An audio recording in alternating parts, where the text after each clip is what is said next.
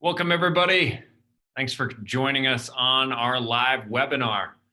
Wow, so many of you look good no matter what. That's impressive. I don't know that I could say the same.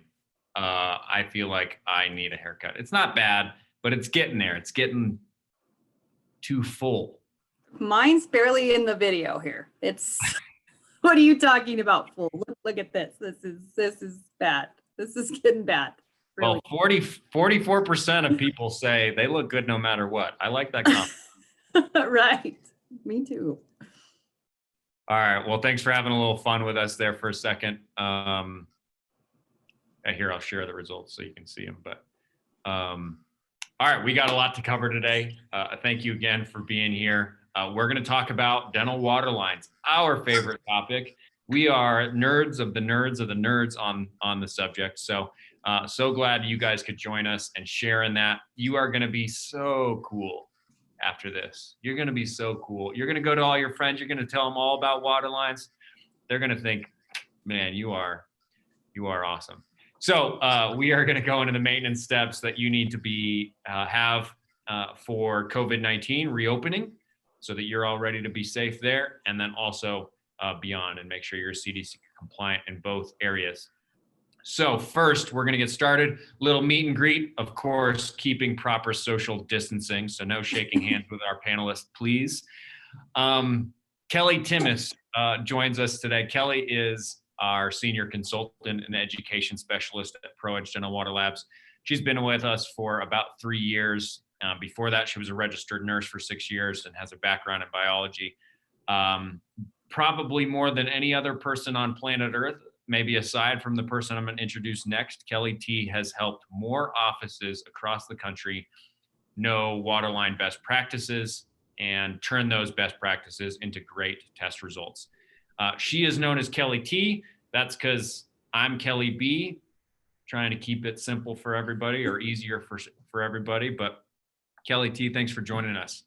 Next up is Mike Rust. Mike comes to the table here today with 35 years in the dental industry, tons and tons of knowledge of lots of infection control procedures and products and all sorts of stuff. But he's our regional manager. He's been with ProEdge since the beginning. He was even with us before we were ProEdge, and we were testing water for 15, 16 years.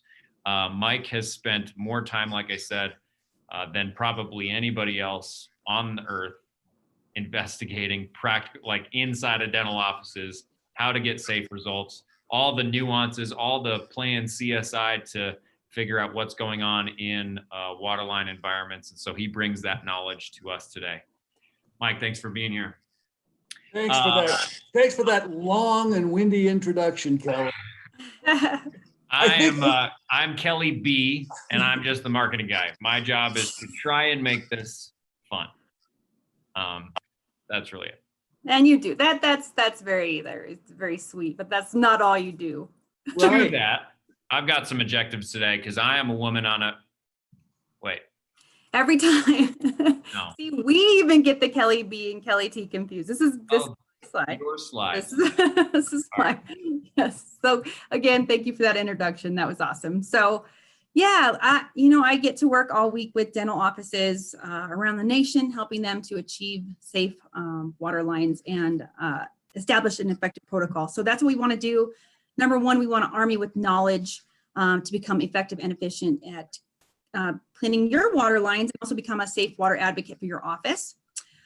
Two, we want to help you to know how to get your lines clean and be prepared for reopening after COVID-19. And then finally, and this is the most important thing, we want to thank you. We want you to know that no matter what area in dentistry you work in, you're appreciated. You're not overlooked by any of us at ProEdge. We thank you for every single thing that you do. Absolutely. It's been said probably by everybody by now, but we really do believe that we're in this together, and it's been a tough time for dental. So we so appreciate you coming on our webinar today, taking a live dive into dental and water lines. But we really do believe we're in this together, and we'll talk a little bit about that. But just so you know, ProEdge, our lab, is available for waterline testing, and then Kelly T and her team are available for consultations. Kelly T is remote and her team, and we've got a limited staff in the lab to be able to make sure you get your test results promptly.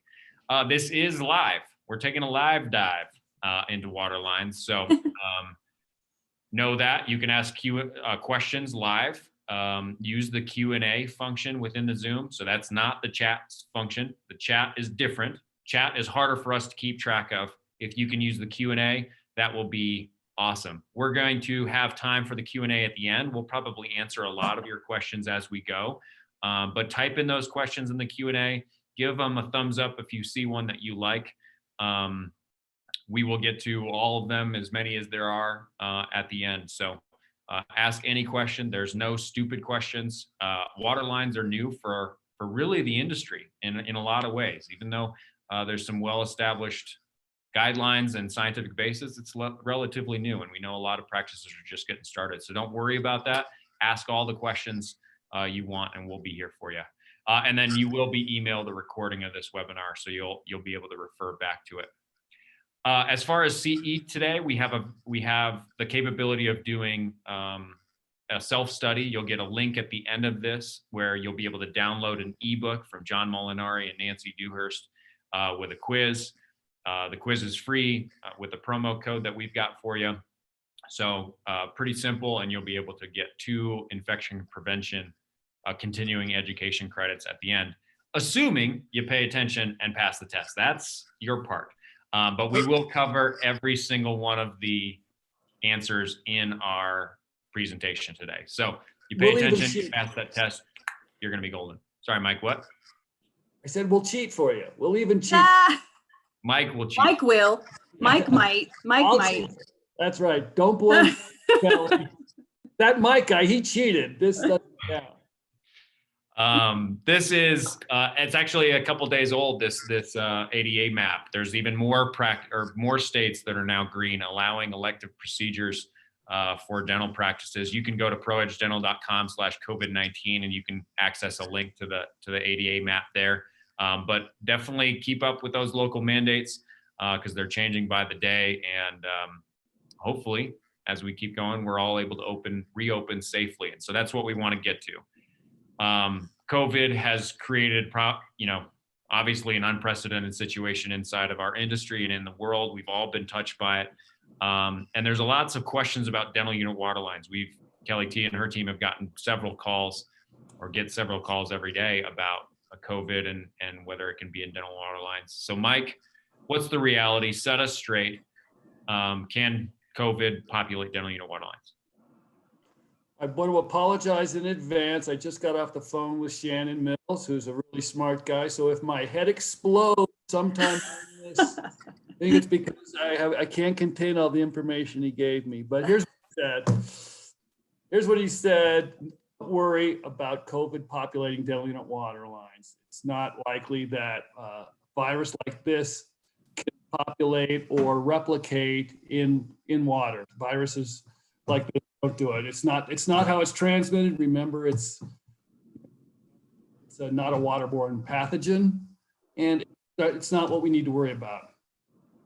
We asked him if our tablet, my straw, my shock solution, can it kill the coronavirus? He said it doesn't matter. That's not what we're worried about. There are other things to be worried about in dental unit water lines, and he even explained. Well, there's other things to be worried about, but the main thing is that I think we want to pay attention to dental unit water lines coming out of this, because patients are going to be very focused on the aerosols that we generate. So this is an opportunity not just to improve our standards, but it's really a chance for us to, and I think we want to promote the fact that our dental practice is doing more than the guy down the street. We are state of the art. Our water is safe. Our instruments are sterile. All of our infection control procedures are good. It's a great opportunity to show off to your patients that you're doing all these infection control things correctly. You're not just wearing PPE because you have to. You're wearing it because it's the right thing to do. Yeah, you wanna now more than ever be CDC compliant. So we want to ask you a question quick about what your aerosol plan is. I'm going to launch this poll again. You can answer you can answer multiple questions or multiple answers, but what is your office's plan to minimize aerosols in the short term? You can select again all that apply. Is it you're going to use more rubber dams, purchase new equipment? Are you going to minimize or eliminate the use of ultrasonic scalers and do that manually? All of the above, none of the above? Wow. That's fun. That's a fun question. I like it. What do you take from that, Mike? I don't see the answer. What is this? What's the majority? I can't see it. Sorry. No, it's Hold on.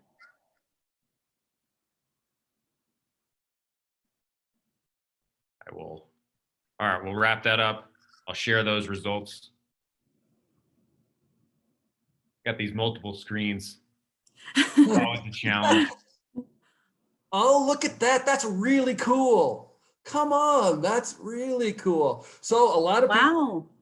people are going back to hand scaling. Great option. A lot of people are going to learn how to use that high volume evacuation because apparently they read the white paper that was just published last week that said proper use of a regular old high volume evacuation cleaner with an 8mm port can reduce aerosols by 90 to 98%.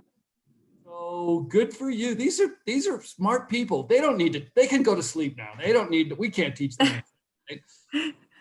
We get way too excited about stuff like this. Like we said, we're kind of I saw nerds. slowly, and there's some dental healthcare people on here, dental health products on here. So shout out to them, but it looks like they're pretty well educated. That's pretty impressive. So one of the things that we did learn through this COVID so COVID-19 inside of dental unit water lines, not an issue. There's another problem with it, but in the middle of this is also the fact that we're going to get to stagnation inside of dental unit water lines, but inside of building systems, if you've got a large building system, if you're part of a large building system, Legionella is a concern. And so the CDC has come out and given recommendations for offices to help control Legionella within their building water lines. Mike, you want to kind of take us through that and what that looks like and what Shannon recommended practices do there? He said, make sure you read the guidance, and thanks for supplying that link. That link to the CDC is pretty good. It's not specific to dental. It's specific to, or it does mention healthcare. He's basically saying your building may have stagnant water if it's been sitting. And so don't forget to run your sinks for 30 minutes or until the water gets really hot. That's another way to prove that it's that there's new water in there, that the chlorine is working its way through it. You're doing what we do in dental unit water lines, just in a bigger way and bigger pipes. And the reason for that is the potential for Legionella is more likely in any of these premise plumbing in buildings that have been sitting stagnant. So, but he said, just read it, follow the instructions. It's pretty simple. Just flush all the sinks. If you have a shower, flush the shower, flush the toilets, flush the eye wash there. The reason why we bring that up is you don't want to be filling your dental unit water bottles with water from your building that's been sitting stagnant, has a Legionella issue, which can populate dental unit water lines. And that's really what we're here to talk about today. So Kelly T, dental unit water lines, COVID-19, what is the problem that COVID has created for dental professionals that we need to be aware of? Yeah, so, it get calls all the time, and the awareness is definitely coming up, and which is a good thing. But, COVID creates a different kind of problem for dental professionals. It's not that we're worried about the virus growing in the lines, right? But we are worried about the increased stagnation. So buildings themselves, if we're worried about the increased stagnation in the buildings, can you imagine the little tiny dental unit water lines? So that's the concern here. So the extended period of shutdown leads to an increase in stagnation in those dental unit water lines, which leads to more biofilm. And that's where the problem lies, right? The biofilm in those little tiny lines. Now that's where pathogenic bacteria can grow. Not saying that it will, but the biofilm creates a perfect environment for pathogenic bacteria to grow. So things like Legionella, Pseudomonas, Mycobacterium abscessus, things that can really get you as a dental healthcare professional or your patients really sick. So we want to help you create a protocol specific to your office when we go back to routine care. And we've got your back. We had a shutdown protocol. We also have a reopen protocol. So we're going to kind of go into the reopening because most things are reopening now. First thing, you want to purge your lines. If you are kind of still in that uncertain part, if your state's not open yet, or you have more than 2 weeks or more, you want to purge your lines, get all of that water out of your bottles and out of your lines. You want to shock 1 week before you open, and you want to test to prove that that shocking is effective and that you're starting off clean. You have enough to worry about with the aerosols with the patients. You want to, let's take water lines out of that equation and make sure that those are clean and safe for you. So again, if you have 2 weeks or more before you're reopening, it's really important that you get that you purge your lines. So what that is you're just going to empty your water bottle, put it back on the unit, and then you're going to just dry your lines get them as dry as possible. So hit your air water syringe, run it with just air, just as dry as possible. Same thing with all of your lines, get them as dry as possible. Then if you're, and this is across the board if you're using any kind of tablet, and this is if you're, again, if you're unweak, if you're uncertain when you're going to open, or if you know it's at least 2 weeks or more. Any tablet, if you're using Blue Tab, ICX, Citracel, any of the tablets, you want to purge those lines. So empty the bottle, put it back on, get your lines as dry as possible. Dentapure straw, again, this is with that uncertainty or 2 weeks or more. Dentapure straw is the iodine base, so Dentapure, Hu-Friedy, they're the same. You want to take the straw off, put it in a Ziploc bag, purge those lines, keep that bottle empty, and then you want to, prior to putting that straw back on, you want to shock and then test. If you're using the Sterile straw, again, this is if you're still at that uncertainty or 2 weeks or more out, you're going to, pretty similar, but you're going to leave the straw in place, but you do want to still purge all your lines. So get all of that water out of the bottle, all the water out of your lines. Prior to seeing your patients, again, you're going to shock and then test to make sure that those lines are safe for your patients. Say you're still in that unknown period, you're not quite open yet, but you are still seeing emergencies. So maybe 3 of your rooms are shut down completely, they're dry, you have them purged, but you're still using one. If you're not using that ultrasonic scaler in there, you just leave the water in it and just run it as you normally would. You want to just keep using it and even flush it more often than you normally would. It doesn't help to purge one line if you're using that unit. And then we suggest flushing more often just because you're probably not seeing as many patients, or maybe there's more time in between. So flush 2 to 3 minutes in the morning, definitely flush in between patients and just throughout the day. Before you return to care, before getting started, this is where a lot of us are now. We're starting to see patients, or we're starting to reopen.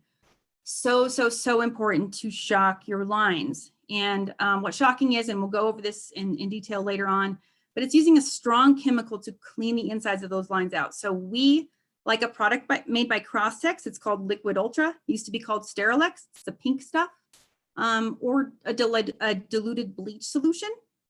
Now, if you have Stericyl or Dentapure or any of the straws, you cannot shock with either of those protocols through those straws. So we have a solution for you. We have a dummy straw. And speaking of dummy, Kelly, do you have a picture? Kelly T. Just kidding. Just kidding. Hurtful. I just don't have one. It's hurtful. All right. So yeah, this is a dummy straw. You can request it at proedgeddental.com/dummy, dummy with a Y. And we'll send this to you complimentary. There's no antimicrobial properties to this uptake tube. It's literally just that, an uptake tube. But if you've got your straw installed, you want to take that straw off, twist that straw off, and twist this on. It's got the same lure lock hookup, so it's really convenient, easy to use. but that will enable you to shock with either diluted bleach or cross-sex liquid ultra. Again, we like those just because we see really great results with it, with both of those. So head to proedgedental.com/dummy, dummy with a Y, and you can request that. We'll ship that out as soon as we possibly can, so you can do that. Kelly's picture's on the page, so you'll know that it's No. I'm just kidding. Where's it? I'm All just right.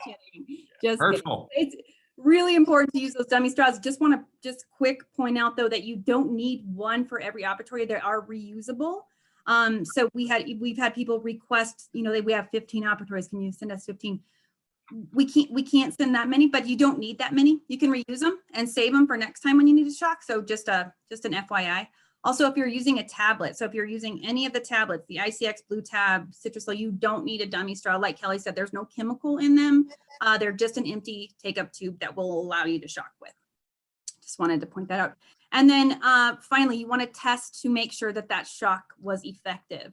And it's really important that you test right away, because you want to test, after you shock, because the lines have been sitting, even when you purge them, there's no way to get them 100% dry, so that bacteria can still grow. So we want to make sure that shock is effective. So you need to test to prove that it was.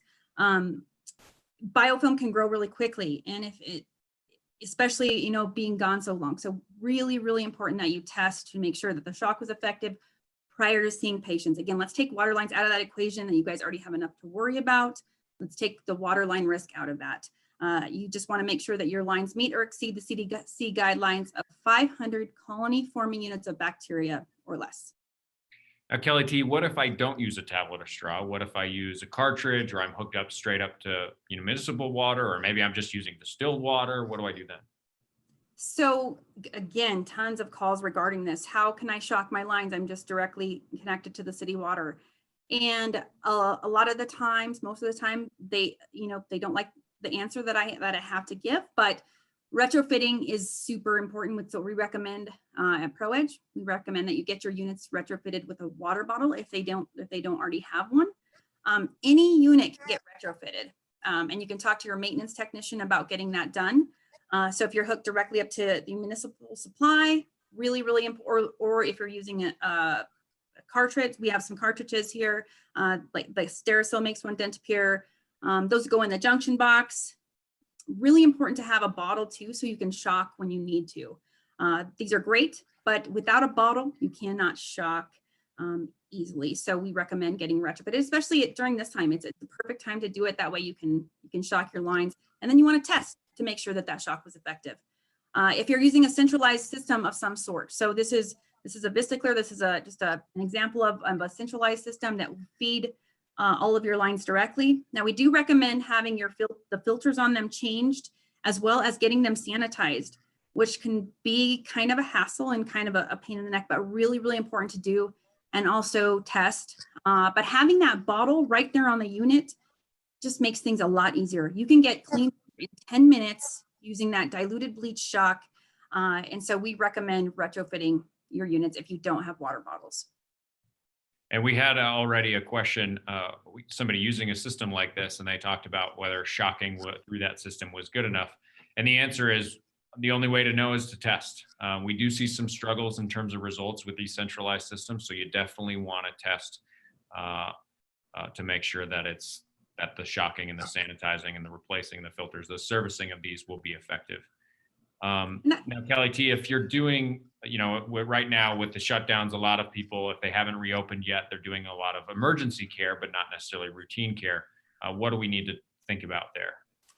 Yeah, so this is always, you want to make sure that you're doing this always, before COVID, after COVID, but especially now, since we are seeing just emergencies in a lot of areas.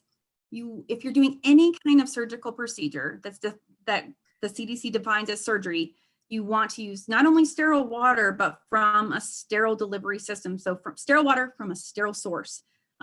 It's not going to do any good to just open up a bottle of sterile water and pour it into your regular dental unit water bottle. It's not sterile anymore once you do that. So really, really important that if you're doing any of these surgical procedures listed here from the CDC guidelines of what surgery is, that you're using sterile water from a sterile source. So like using a bulb syringe from a Dappin dish, or your surgical handpiece with a single-use IV bag with the saline or the sterile water. And just want to point out that distilled water and sterile water, not the same thing. We're getting a lot of great questions. We'll get to these. Thank you so much for dropping those in. Just to highlight what Kelly was just saying about the surgery and sterile water, sterile delivery systems. These were headlines in February. New Jersey dentist was suspended after 15 of his patients got endocarditis. One of them actually ended up passing away. 12 needed surgery, and none of them had pre-existing conditions.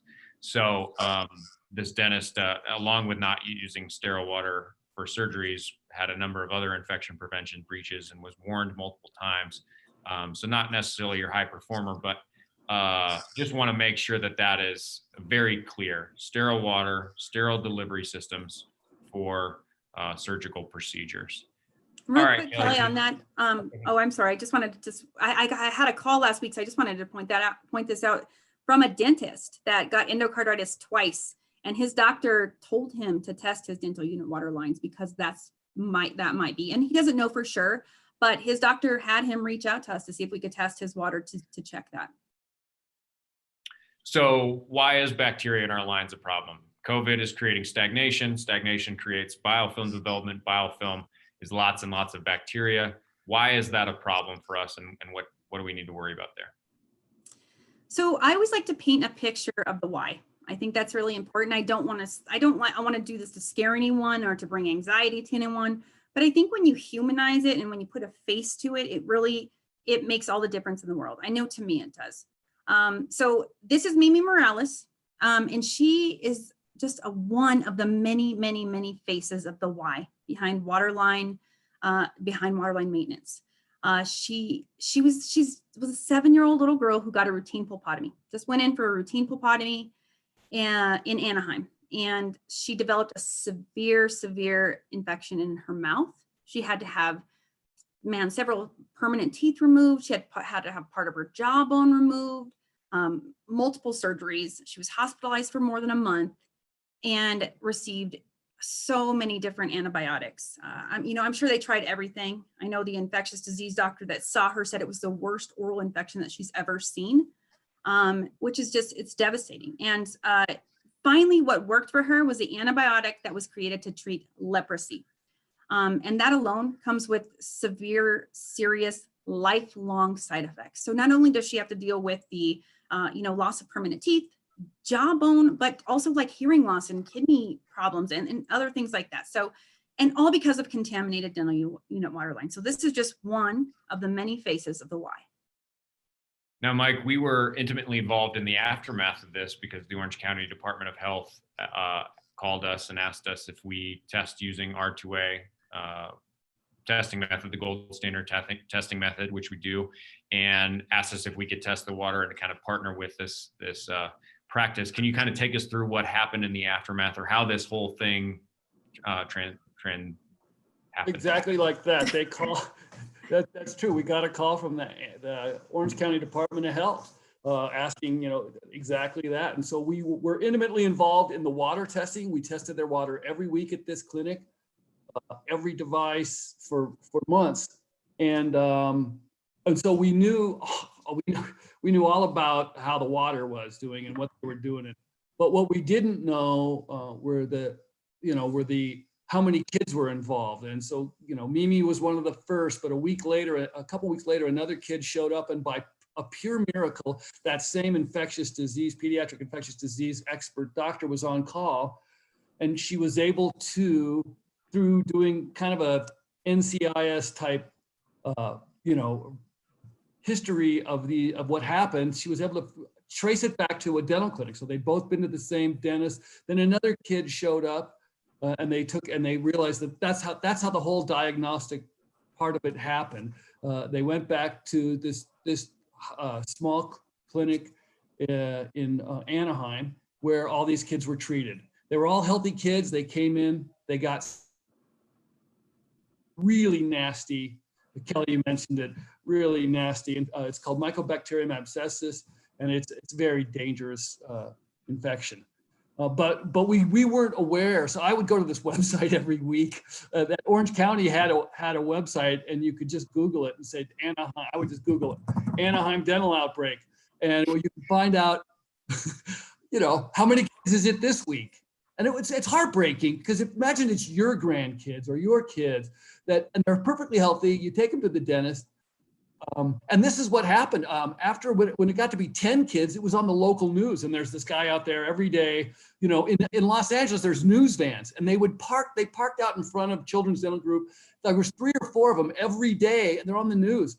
It's a parent's worst nightmare. You take your healthy kid to the dentist and they end up in the hospital with a bad infection, right?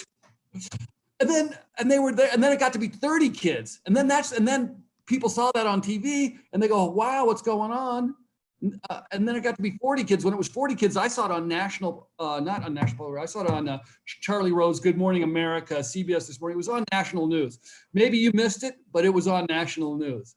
And when it got to be 72 kids, they shut the website down. So I didn't know, we never knew, right? We always thought it was at least 72, but we didn't know because they quit updating the website. Why? Because there's lawyers involved now. Now there's lawsuits involved.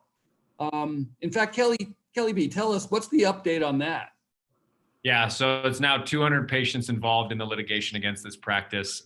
The trial was a bellwether trial that was scheduled for April 2020, this month, or last month now. Geez, where did April go? But last month, because of COVID and everything, they've had to prioritize criminal cases. And so this case has been pushed to January 2021. But, they talked about it at OSAP boot camp this last winter, and likely to, when that comes down, it'll likely hit national news again and be in the limelight. And, Mike, I think you say it'll be a black eye for dentistry. But it's not the only outbreak that has happened. The year prior in Atlanta, 35 patients also got Mycobacterium abscessus. Litigation is ongoing in that case, and they're waiting to I don't know if this will shake up now with the Anaheim trial delayed, but they've been waiting to see what was going to happen in the Anaheim trial because, frankly, it's about damages here. So they wanted to see what the Anaheim outbreak would set in terms of precedent. But even the ones that don't hit the news, which Anaheim really did, Atlanta did not very much. But even the ones that even though there are that hit the news, we get calls every few months. About every 4 to 6 months, we'll get a call from a dentist or from the Department of Health with a Mycobacterium case or a Legionella case, and that don't hit the news. And then, of course, there are some other ones. A woman in Italy that died from Legionella in 2011, a dentist that died in 1993, 1999. We've had calls from dentists that somehow a dentist got Mycobacterium abscessus, and he called us wanting to test his Waterlines because he was concerned that was the link. There was never any resolution to that. But again, we get calls every few months with people concerned and single cases. So that's the why.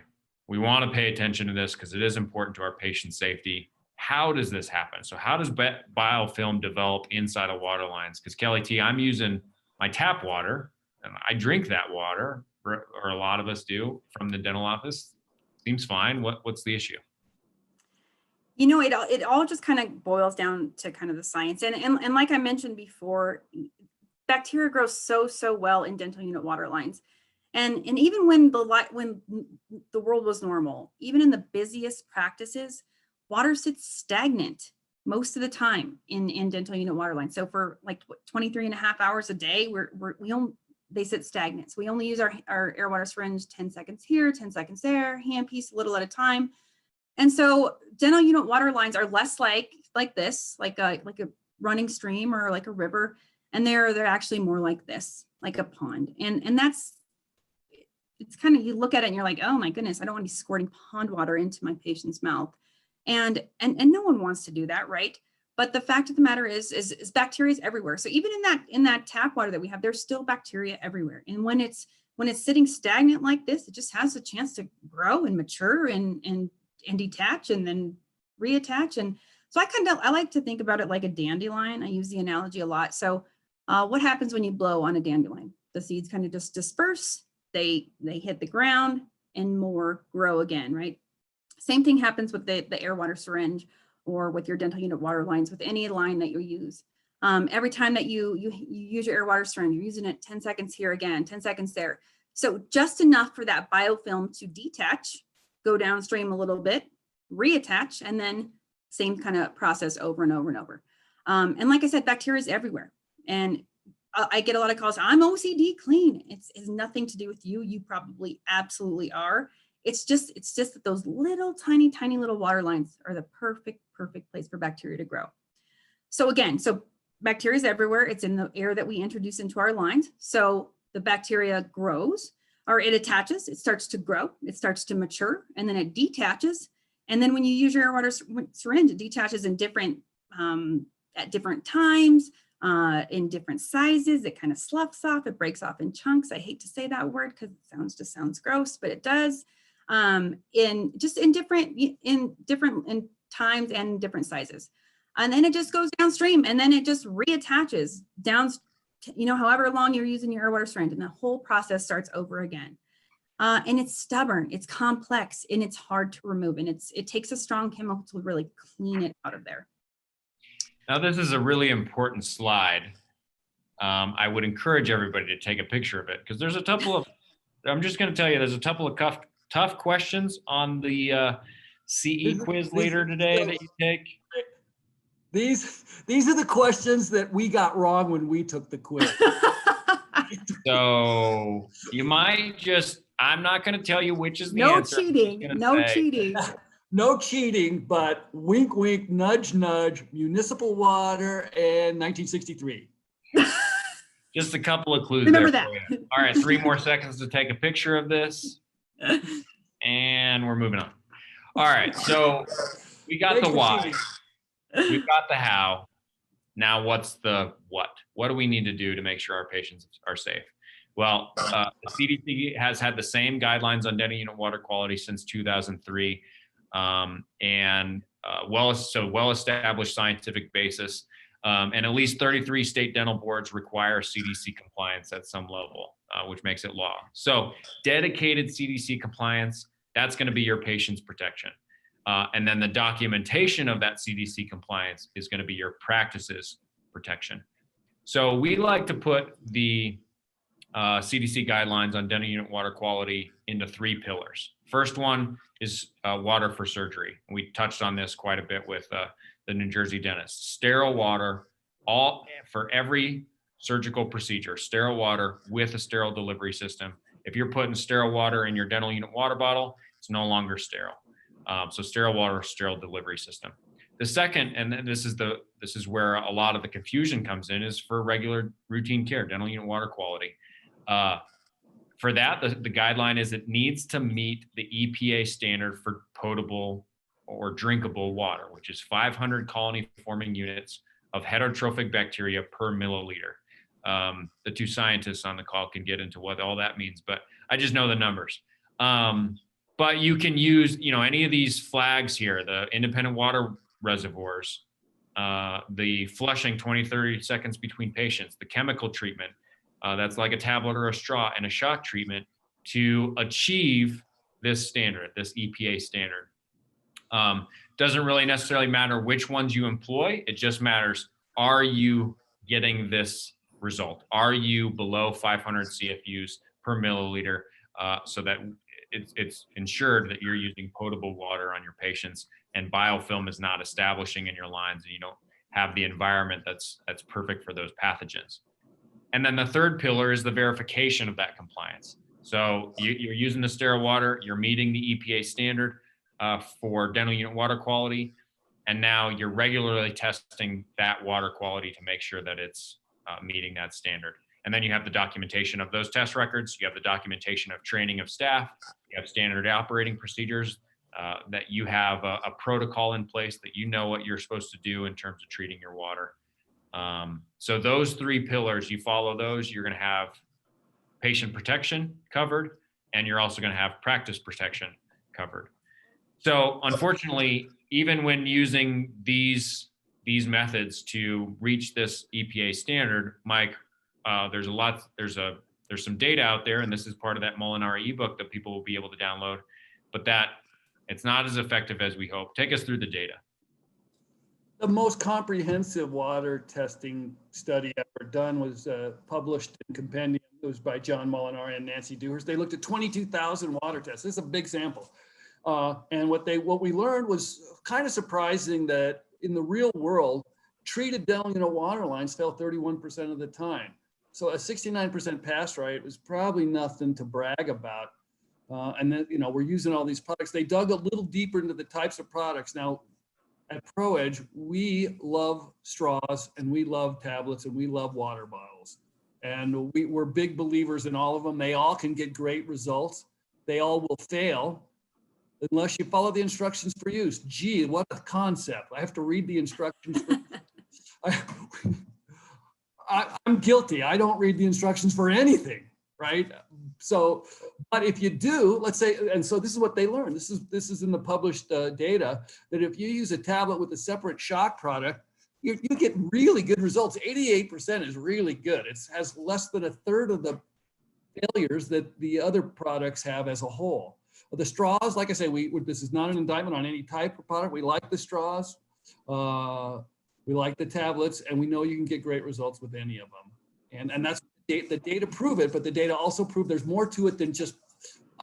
I like to make fun of Kelly B too, not because he's a dummy, but because he's in marketing. And those marketing people, they're all trying to trick us. They just say, "Oh, just put on the straw and you're good for a year." Our experience, you are, but if you want, unless you want to pass a water test, and then you got to read the instructions and follow them. So I don't know. Which is what we're all about, is making sure that those products are actually working effectively, have an effective protocol. So tablets and straws, right around the same effectiveness, mid 70s. And Kelly T, if I'm looking at this data, I'm thinking tablets, straws, I'm using them effectively, or maybe I'm even following the instructions for use, but how could they not be 95, 99% passing rate? And it really all goes back to the science. So take us through that. Yeah, it absolutely does. It just goes exactly back to the science of low-level antimicrobials versus biofilm. So the low-level antimicrobials, so the tablets and the straws, we like those. They're great. They work really good at maintaining your lines. However, when they're up against what looks over here on the right, which is usually you're not going to see this. If you see this and you don't think that there's a problem, then you may have a problem, I think. But, no offense. But if you're using this and you see this worms coming out and you're like, I think it's fine, it's not. But most of the time, biofilm doesn't look like you're not going to see it. It's microscopic. So I think if you're squirting something like this out and you see that, you're not going to just continue using it, right? You're going to be like, man, we have an issue. But most of the time, we'll get tests in. The samples are clear. They look great. But when we test them, they have over 88,000 colony forming units of bacteria. So, or they're too numerous to count. They just have a lot of bacteria. And so basically it's the low level antimicrobials can only do so much. They do what they're designed to do. They're designed to be continuously present in your water bottles and in your water lines. They're safe to use on your patients. And they can maintain low levels of bacteria. So you see the little guy with the blue sword and shield, and he can handle bacteria when it's at low levels. But with the air, and like I said, bacteria is everywhere, and how it just kind of moves downstream, bacteria is constantly getting reinforcements. And so that biofilm forms, and it's thick and it's stubborn, and it can look like that gross stuff. I definitely have seen that, but a lot of times you won't see it because it's stuck to the sides of the lines and it's not coming out. And so when the low-level antimicrobials are up against this biofilm, they just lose the battle. And so shocking becomes necessary to get your lines clean. So shock products, they are called that's what we like to call waterline cleaners. So that's that strong chemical. So the diluted bleach or the Crosstex Liquid Ultra, those are the protocols that we like. We know that they are effective. We've seen data that shows that those are very effective cleaners. They remove that biofilm, they kill it and they remove it. And that's when you see that brown stuff or black stuff come out, is usually when you're shocking, because you see that stuff come out of there. And when you do see that stuff, that's good. We want that stuff to come out of there. But those shock products, they're not safe for our patients to ingest because they're strong chemicals. with the low level antimicrobials, the tablets, the straws, those are going to maintain lines that are already clean. And you get those lines clean by shocking. And those are safe for our patients. They're safe to use on our patients.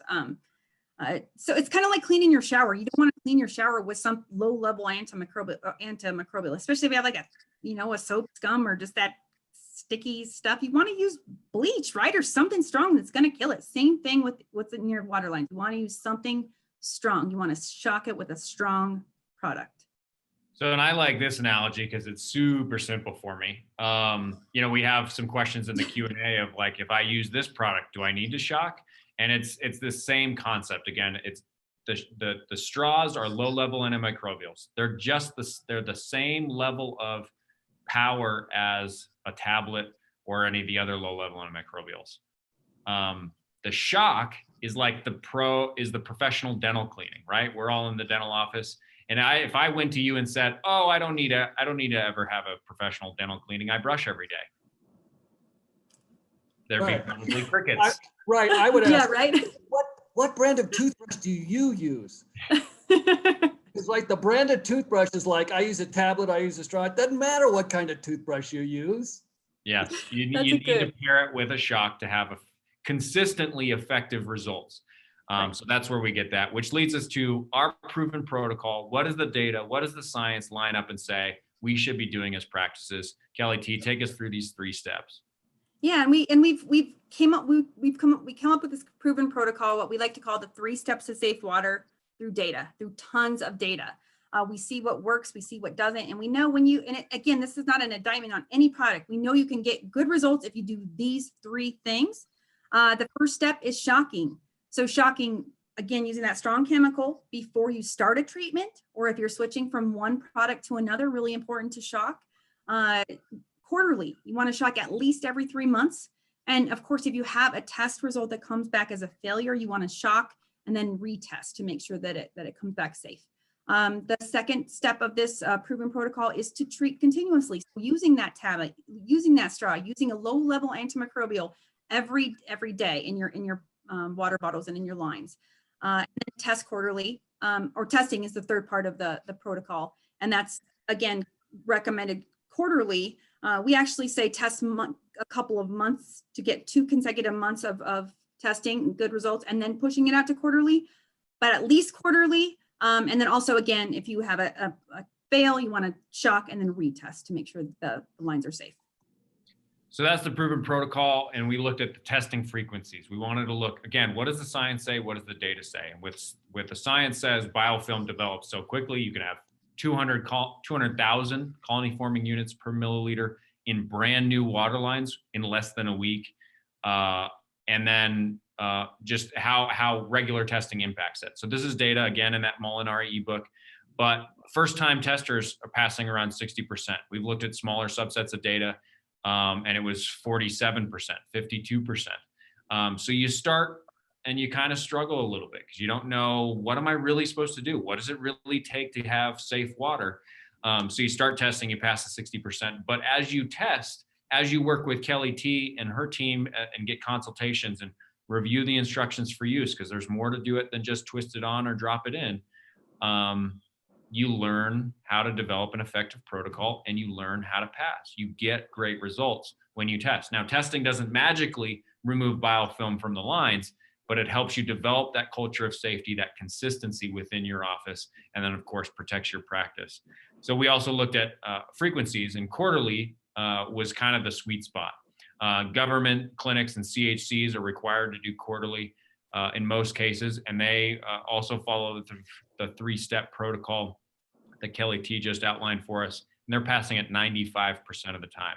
The rest of us, somewhere in the mid 70s. So quarterly testing is an important piece of that effective protocol. Now, OSAP recommends, like Kelly T said, you test monthly when you have 2 consecutive passing results, then you move to quarterly at a minimum, or every 3 months, every 90 days. And they say to do that even when manufacturers' instructions are unclear. So if some manufacturers say you don't have to do that, my product never fails, our data shows otherwise, and OSAP, the Organization for Safety, Asepsis, and Prevention, also would recommend you looking into testing because, like we've shown, the products aren't as effective as we had hoped they would be, and that includes our own Blue Tab. It's not perfect, right? So the question then is, what are my testing options, Mike? What's available to our practices in terms of how they can test their water lines? You can do it yourself, or you can mail it in. If you do the mail-in test, you can get the gold standard, the R2A. I think what people really like about it is the third-party verification and the fact that there's a number. There's an actual number. But it takes a little longer, right? It takes that they have to incubate it for a few days, so for up to usually 7 days. But if you want to do it yourself, you can get an in-office test. What people like about it is it's 100% confidential. Nobody knows the results but them. But it's not precise, but it's really, really economical. It kind of takes the financial reason for not testing away, because it's just a few bucks, it's a few cents per patient. And it's a short incubation time, at least with QuickPass, it's a short, it's only 2 to 3 days, and you can read the results. Oh, quickly, we call it incubation, but you don't need an incubator for it. So it's not like you have to buy an incubator. Oh, and this is one of my favorite things. And you can, no matter which version you use, if you want to save money, if I had a dental practice, it would be called Dr. Cheapskate or something like that. Something really good. I could use a little marketing help, Kelly, maybe. Yeah, I'll help you out. You could think of a logo. What would Dr. Cheapskate? Maybe a skate. Anyway, and here's what I would do, because I'm cheap. I would not buy one of these for every line in my office. I'd buy one for every operatory, because the data shows that this could work. So instead of just filling this all the way up with just one sample from the air water syringe in Op1, I would use a little bit from the Op1 on the doctor side, a little bit from Op1 on the assistant side on the air water syringe, a little bit from the high-speed handpiece, a little bit from the other high-speed handpiece. Do 4, or all the devices in a given room can all go in one sample. If I pass, and this is what a pass looks like, it's all clean and white. If I pass, that means all those lines are safe. If I fail, I don't know which one failed, but I'm going to shock them all anyway, right? That's what we do. So this allows me, Dr. Cheapskate, to test every line, every quarter, and sleep good at night, knowing that my water is safe. And it's not very expensive. It's for guys like me, it's the way to go.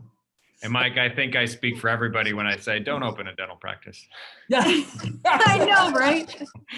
Yeah. Oh, yeah. Good idea, but don't do dental. Okay. Dr. Cheapskate. Real quick though, Kelly B had a great idea. Let's see if that really works, these combined samples. And it turns out it does. A false negative is it's not likely.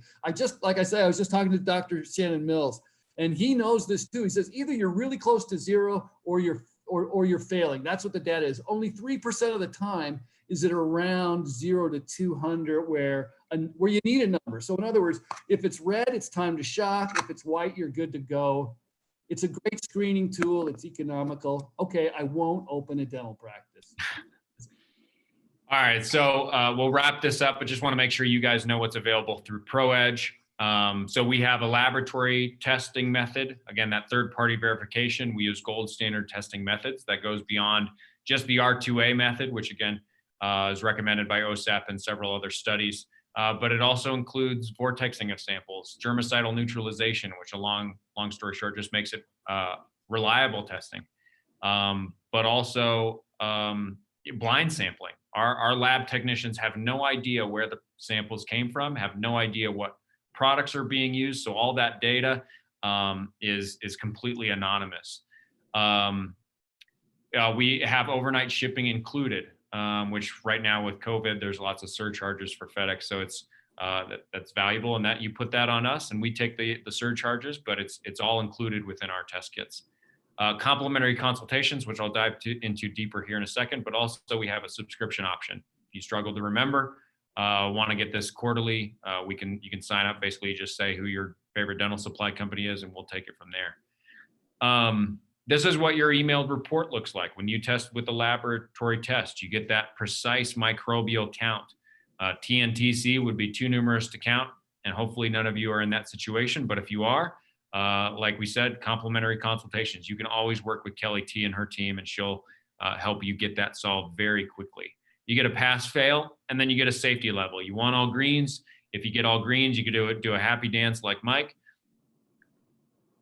Okay, yeah. Maybe not. Hopefully you have better moves, but the safety level just helps you know, what do I do next? What are my next steps? We also have the quick pass, which Mike showed. It's the blue paddle. We have advanced media that makes the bacteria actually, as it eats, it grows red, and makes it really easy to use. Only 48-hour results. So a lot of people are liking that right now with quick turnaround time in order to reopen. It's got that germicidal neutralization, which again, just makes it really reliable. And then it's really cost effective. You don't have to pay for a lab tech to run your samples, and there's no shipping involved. So it's a lot more economical. There is a red paddle out there. We love the idea. We just felt like it was designed for other industries, and so it wasn't quite as reliable within dental industry. But also we just thought, man, wouldn't it be great if it was a little bit easier to read? So we made it white bacteria or white membrane and red bacteria. You can see those side by side right there. Quick pass testing log. You want to document, even if you're doing in-office testing results, you want to document. Documentation is your proof of your compliance. It's what protects your practice. If there's ever an inspection, a complaint, or God forbid, an infection, this is your protection. So you want to document, even if you're doing it in office. You can download that off our website. We have Blue Tab, a tablet. It's a 3-time Dental County Award winner, voted on by dental professionals like you for the best maintenance product available. You can get a sample of that if you want to go to proedgedental.com/free Blue Tab. Real quick here, we've got video training resources. Everything that we build, we want to help educate you. So we've got blogs, we've got resources, and we've got a team of staff that's always available to you. You can go to YouTube, just type in ProEdge Dental Water Labs, and you'll see some of the things we discussed today. But practically, how do you do that? You'll also see Kelly T being really helpful, and you'll see me eat a donut. Yes, that's some crazy facial expressions. Look at that. Part of the procedure. We each have our role to play, right? So complimentary consultations. Kelly T and her team are always available to you. So whether you test with us or not, we'll help you get better results if that's of interest to you. But teach you best practices, improve those test results, get access to our wealth of resources. And then the other thing is, whatever product you use, we're not trying to get you all on Blue Tab. We stand by Blue Tab and we think it's a great product, but Kelly T and her team are fanatical about understanding and knowing the instructions for use and the recommendations on each product. And then our data, where do these products work most effectively? What are some of the underlying conditions that maybe we need to look for that might be causing problems with this product? So she wants to help you use your treatment protocol more effectively. Once in a while, we might recommend a stronger product, but again, that's just data. That's just because we look at the data and we say, this one might not be strong enough in your case. So that's it from what we have to offer you in terms of ongoing services. But we want to thank you. Obviously, being here, you value high standards in infection prevention, and I always like to say, high standards are the standard. That's how we feel at ProEdge, and I think hopefully coming out of this, you feel the same way. So with that, thank you. Let's get to some gift giving. Kelly T is going to play Santa Claus here. She's got some paper. No. But CE, take a picture of this slide. Take a picture. Please. Take a picture. Please take a picture. Take a picture. Take a picture. I wish we had live CE for you guys. We don't have that set up quite yet, but we did want to make that available to you. So go to proedgedental.com/COVID-19. proedgedental.com/COVID-19. You scroll to where you'll see John Molinari's picture, that handsome face, and you download that 10-page ebook. And then on page 20 of that 10-page ebook, you'll see a quiz. And that quiz has a link at the top. You click that link, you go to CDE World, and you can take that quiz. Now, you might be thinking, page 20 on a 10-page ebook, Kelly, man, you need to go back to eating donuts. Or maybe it's eating donuts.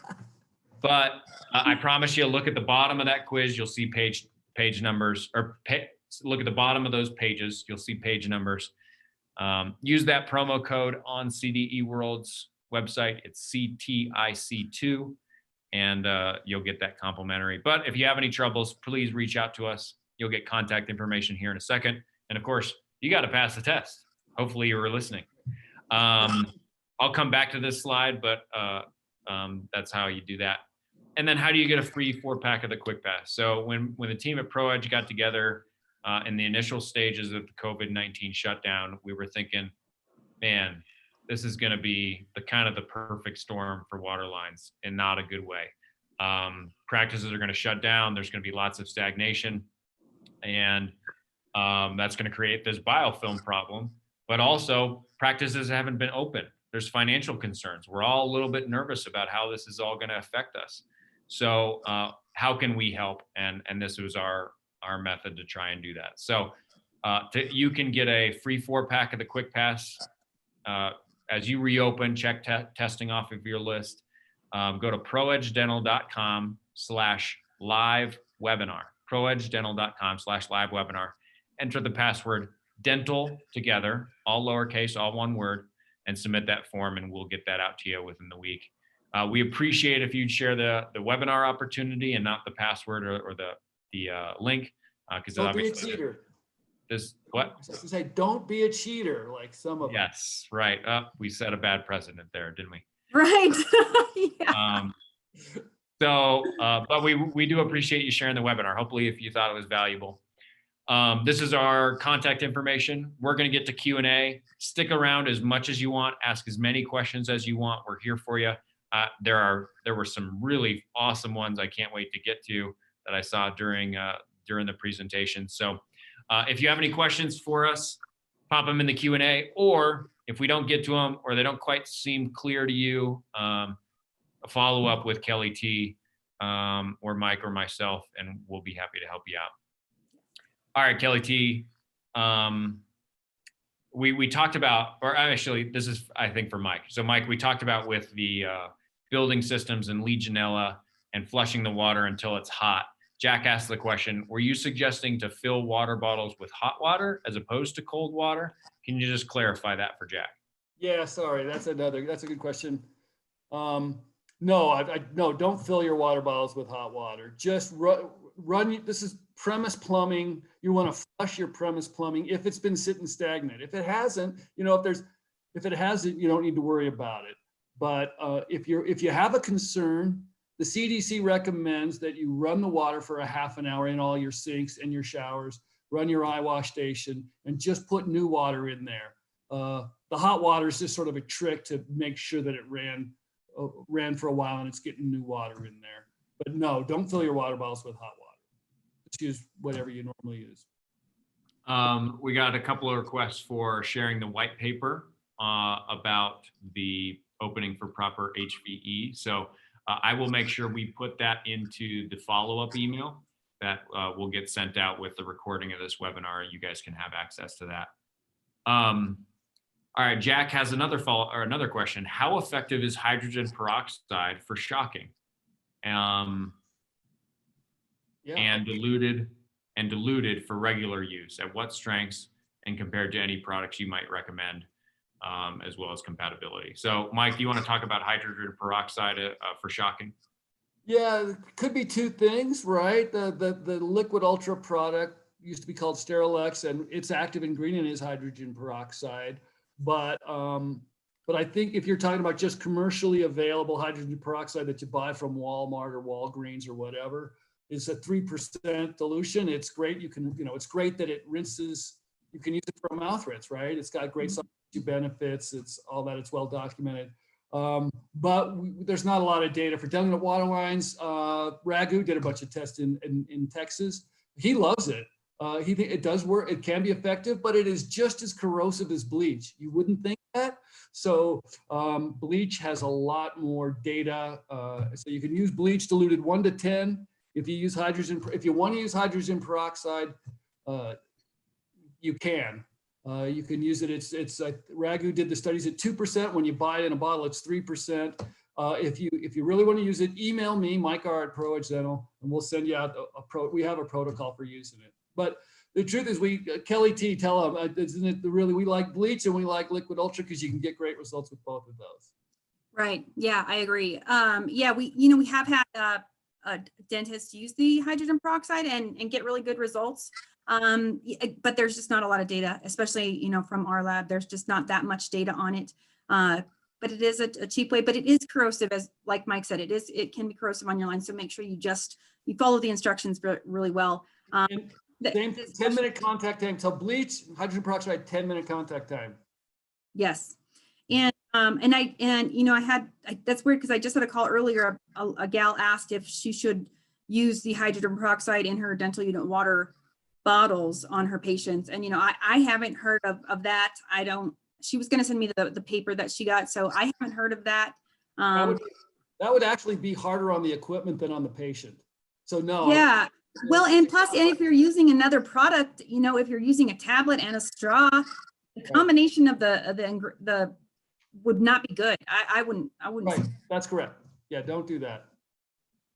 All right. If Tim asks if one uses distilled water in conjunction with the DentaPure filter in water bottles, is it necessary to shock the water? And if so, would you shock with the filter in place? Kelly T, go for it. So you absolutely have to remove that DentaPure straw to shock. So I want to make sure we touch on that first and foremost. You cannot shock through that DentaPure straw at all with anything. So you have to use these dummy straws to shock with, but it is really, really important to shock. And Crosstex makes a really good product. So Crosstex, they're the ones that make DentaPure. They also make the liquid ultra that we suggest to shock with. So you can use this dummy straw to shock with. So using distilled water, awesome. Now it is better to use distilled water from a commercial source. And also with DentaPure, you don't need to use distilled water. You can use like a purified water or just even tap water if you have good tap water in your area is fine. And there is a big difference between using distilled water from a commercial source rather than like an in-office distiller. We can touch on that. I want to answer your question first, but basically you have to shock. It's really important to shock. We suggest quarterly. We see the best results with offices that shock quarterly with the dummy straw. Make sure that you remove that DentaPure cartridge prior to shocking. Really, really important. All right. To that dummy straw, how many times can a dummy straw be used until bad? Kelly T? So yeah, they're reusable. They're just an empty take-up tube. So you know how long your uptake tube has been in your bottle, probably years, right? So these can be used over and over and over again. We suggest, after you shock with them, you can, if you're using the liquid ultra, you can rinse them out or whatnot and just let them dry and then just store them in a Ziploc bag or somewhere you can store them. But they're good until, if they break or something, you can always reach out and let us know. But they should be good. There's no reason to just use them for a single use only. They're just an empty take-up tube with the lure lock. You can use them as many times as you need to. And if you're shocking with the diluted bleach or whatever, you're really kind of cleaning it out as you go. So no reason to toss them after you use them. Please reuse them, and you can use them on multiple units. You can just take it off and go from unit to unit. So Tim came back and he says he is using the Crosstex Liquid Ultra through the DentaPure filter. Should I replace the filter? Mike, you want to take that one? Yeah, Tim, if you were a patient of Dr. Cheapskate, I'm sorry for you. But here's what Dr. Cheapskate would say. Your test results came back and they're not good. I'm afraid I've got some bad news for you. Yeah, you probably should replace that filter. You can reach out to, here's what I would do. And the reason I wanted to answer this question, Tim, is because this is the value of a good sales rep. Talk to your sales rep at your dental supply company, whether it's DHPI or whoever you like. See if they can help you out there. They might be able to reach out to the Crosstex rep because the guidance from Crosstex isn't great. Maybe there's some kind of sympathy discount or whatever. If it's a relatively recent thing, you'd think they'd take care of you. If it's, it's kind of one of those things. But I would just say this is the value of a relationship. But that's my answer. I bet Kelly B or Kelly T might have another answer too. No, yeah, I think that's right. A lot of people, they'll get their test results back and not realize that they can't shock through that DentaPure straw. So they'll shock with either diluted bleach or the liquid ultra. and then damage it. So, and there's really no way to know. I don't know exactly. I can't tell you 100% sure that they're ruined, but it does say on their instructions you're not supposed to shock through them. So I would reach out to Crossix and let them know, and I would probably replace them. It'd be the safest bet. You can always test the iodine output. There's a lot of things that you need to do with either the straw, like Kelly was talking, the instructions for use, that will help keep your straw, help increase the life of the straw. So reach out to me and we can go over those, but I would reach out to Crosstex and let them know what happened, and they'll probably recommend replacing them. So Carrie, following up on the dummy straw, why do I need a dummy straw? And would the straw be damaged if we use diluted bleach? So one more time, Carrie, you only need the dummy straw if you use one of the, or I'm sorry, if you only need the dummy straw if you're using DenaPure cartridge, the straw product, or the Sterile straw, or the Hufridi straw that all look similar to this. If you're not using these, you don't need a dummy straw, but you use the dummy straw to take this off and put the dummy straw on so that you can shock through something. Because if you take this off, you only got that little itty teeny bit of uptake tube, and you're not going to be able to reach the shock solution. So you're able to do that with this dummy straw or uptake tube. Now, Kelly T, would my straw be damaged? Would my, I'm not sure if she means the dummy straw or the DenaPure or Sterile straw, but would it be damaged with the use of diluted bleach? So if you just have a regular, if you're just using a tablet, or if you're not using anything at all, but you are using your water bottle and you just have a regular tube, you can shock with the diluted bleach, will be fine. It's not going to ruin that tube.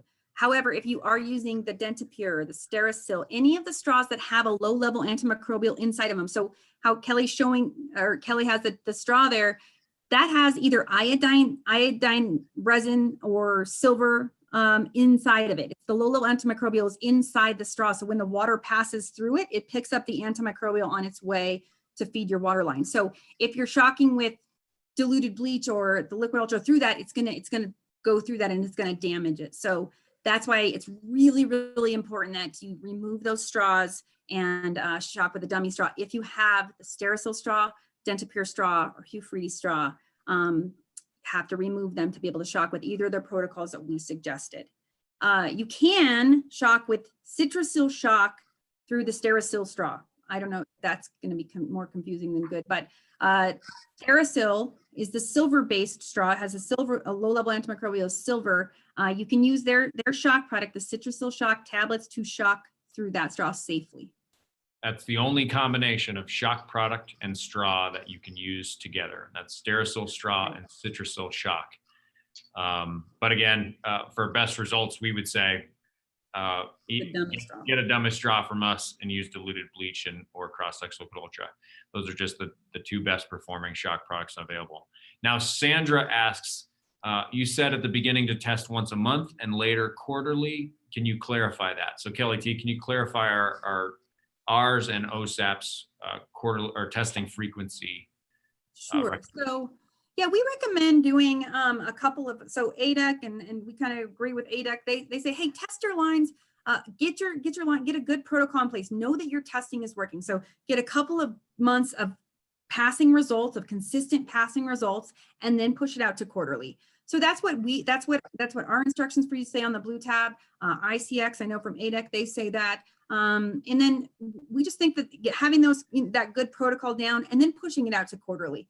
But if you want it, at a minimum, we recommend quarterly. If nothing else, quarterly is definitely what we recommend. So yeah, if you're starting a protocol, you're changing a protocol, you might look at monthly just to make sure that it's working. But once you've got it working, you're humming and you're getting great results, then the recommendation is quarterly at a minimum. So Barbara asks, can you switch from bleach to liquid ultra on and off to shock? Can you go back between the two? Mike, you want to take that one? Yeah, you can. And I bet Kelly told people to do it. When one's not working, try the other one. But we say when one's not working, watch our video and watch Kelly eat that donut. Then get it, then you'll pass. And if that doesn't work, test your source water, because that would be, wouldn't you say something like that, Kelly T? Yeah, absolutely. Yeah. If they're I think- shocking properly and not passing results, maybe it's time to test the source water. Yeah, I think switching it up is a good idea. I think, you can do maybe one or the other. It's never going to be bad to switch it up. But if you have a consistent protocol down, that's probably the best, something you're going to get used to doing, and you're doing the same thing over and over. Now, if you do have a failing test result, and I may recommend, if you called me, I may recommend, hey, let's switch up your shock to something. Let's just kind of switch it up. Or like Mike suggested, test your source water. What is your source water? I touched on this a little bit earlier. So any kind of filtration system, so a reverse osmosis unit, in-office distiller, any filtration system that you make the water yourself, they tend to have a high bacterial count. So when we test them, they pass about 15% of the time. They get really high results from a bacteria standpoint. So they do what they're made to do. They remove the total dissolved solids, but not so good at removing bacteria. So a lot of the times when we have an office that has a lot of failing test results, I'll talk to them, I'll ask them about their source water. They're using a filtration system. We'll test it and it has a super high count of bacteria. So that we can, that's usually the source of the problem. And so if you're using any of those that I just talked about, it's really important that you test those and you test them often to make sure that they are good from a bacteria standpoint. We know they're going to be good from a total dissolved solid standpoint. Bacteria standpoint is another thing. And so great for autoclaves, not so good for water lines and water bottles is what we found. All right. So Jack, following up on the bleach shock, what is the bleach dilution recommended? And he's concerned that it's corrosive and harsh on dental units. Can you guys speak to that? Kelly T, why don't you take the dilution, and Mike, maybe you can talk about the corrosive. Sure. Corrosive. Yeah. So it's going to be 1 part bleach to 9 parts water. So a 1 to 10 ratio. So I like to tell people, and I try to simplify it as much as possible.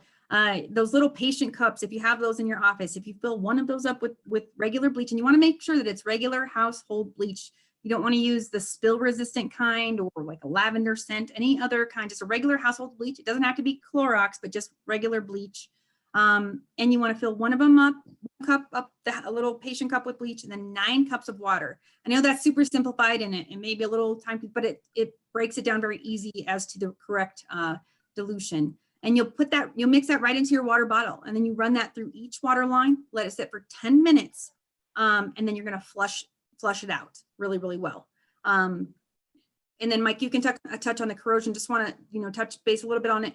A lot of people before this were so against using bleach, but man, ever since, the COVID and everything, people are just jumping on board and using it correctly is the thing. You just want to make sure it is corrosive. It's bleach, right? So you want to make sure even it's diluted, it's bleach. You want to be careful. You don't want to get it on your clothes, get it anywhere, but it works. And then they'll use it and they're really apt to using it right now. And then their results are really, really good. So it is corrosive, but it is effective.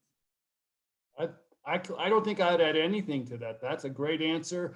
Other than, every chair and equipment company, almost everyone that we can think of, has authorized the use of bleach to clean their dental unit water lines, either daily or weekly. And even ADEC did up to a couple years ago. But currently, Pelton and Crane, Midmark, Dentalese, Dentsply for their Cavitrons. That's what their instructions for use say. Use a 1 to 10 dilution of bleach. So yes, Jack, you're smart to have a very healthy skepticism, and you put it in untrained hands.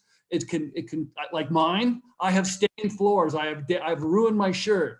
I have I lost my hair. No, but here's my suggestion: watch the video. And then I watched the video. It's only 4 minutes long. It's pretty cute. It's entertaining, and it kind of explains it pretty good. To do that, you can go to proedgedental.com/shock. proedgedental.com/shock. I'll put that in the chat box. But Rosamina, real quick, she said that the 4-pack did not work. So I'm going to go back to that slide. Rosamina, if you can take a look at these instructions real quick and double check and make sure that's you got the steps right. If not, follow up with us and we'll make sure you're taken care of. Okay, so Minal says, I don't have bottled water systems for my chair. How can I shock my lines? Kelly T? Man, I know you're probably not going to like this answer. There's not really a way that you can. We would suggest getting your units retrofitted with a water bottle. It's about $200 a chair, maybe a little bit less, and any unit can get retrofitted with a bottle. So I would talk to your maintenance technician, have them come out and get your lines retrofitted. That way you can shock and you can treat, and it's easier, and you have control. Then you have control of the water that's going into your patient's mouths. Yeah. I just put the diluted bleach link in the chat box if you guys want to access that.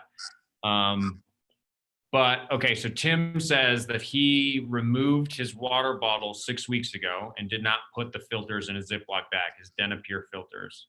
Should I replace them?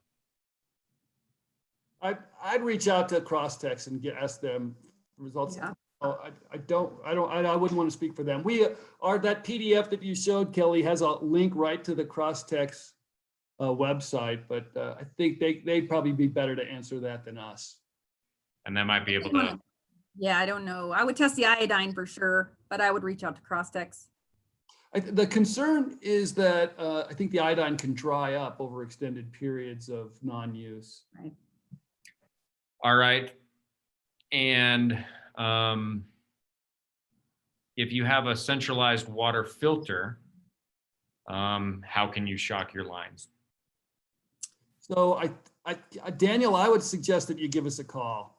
That one, I don't know which AquaPure you're talking about. There's a bunch of brand names out there. I just Googled it on my phone, and it looks like there is an under sink system called AquaPure. If that's what you're using, we don't have a great answer for you. Again, we always defer to the manufacturer's instructions for use, but we'll be glad to take that one privately.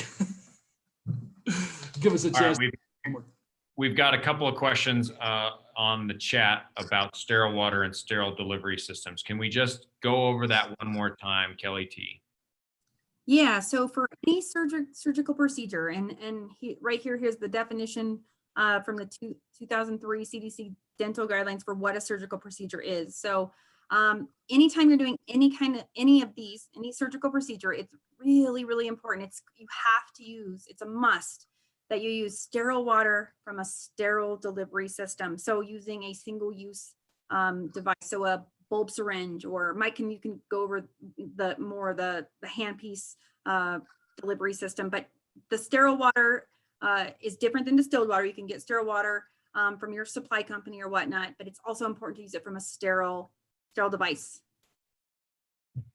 Well, that's good. That's a good answer. Yeah, with the handpieces, most surgical handpieces have an external attachment where you can attach a disposable dental unit water line that's sterile. So you're always delivering sterile water there too. And can you use distilled water for that? No. So again, distilled water and sterile water are not the same. Right. You can use sterile saline, which a lot of people like. It has better biocompatibility properties, maybe. But all right, team. That's a wrap. That's a wrap. Awesome. Thank you, everybody, for joining us. We so appreciate it. We had probably about 50% of people stick through the entire Q&A. That's awesome. Wow. Hope we answered your questions. I'm going to bring up Kelly T and Mike's contact information for you in case you have other questions you'd like to follow up on. Mike, Kelly T, any parting words of wisdom for our participants today? Don't go to Dr. Cheapskate. Man, Good advice. that's good advice. He might not know anything, but his water is clean because right. Yeah, I would just, have, if you didn't get your question answered, or you're just getting started with testing, or you've been treating and testing, please reach out. We're here to help. We know every office is unique. We want to help you with your products, and we want to help you get the best results, the quickest and the most consistently. So please reach out. We are here to help you. We're here to walk this journey with you. Absolutely. We believe we're a partner for you. We're available to be a partner for you. We know you didn't get into water lines, or you didn't get into dentistry to clean water lines, but lucky us, we did. And so we want to help you through this. So reach out. We're here for you. Real quick, Mike, Francis says, can you suggest the handpiece attachment? Can you go over the handpiece attachment for sterile water delivery and surgeries? Oh, I'd read that. Another valuable resource would be your sales rep and the guys that sell those surgical handpieces, B&Air, and all those kinds of companies that make all the different surgical handpieces are much smarter than I am about that. I'd reach out. I'd defer to an expert on that one. Sorry, not very helpful. All good. If you have any other questions, shoot us an email. We appreciate it. We appreciate you and all that you're doing to keep us safe when we go to the dentist. And hey, keep your heads up. There's light at the end of this tunnel. So again, we're in this together. We appreciate you. And if we can be of any greater support, reach out. Thank you, guys. Thank you, guys. Have a good one, everybody. Have a good one.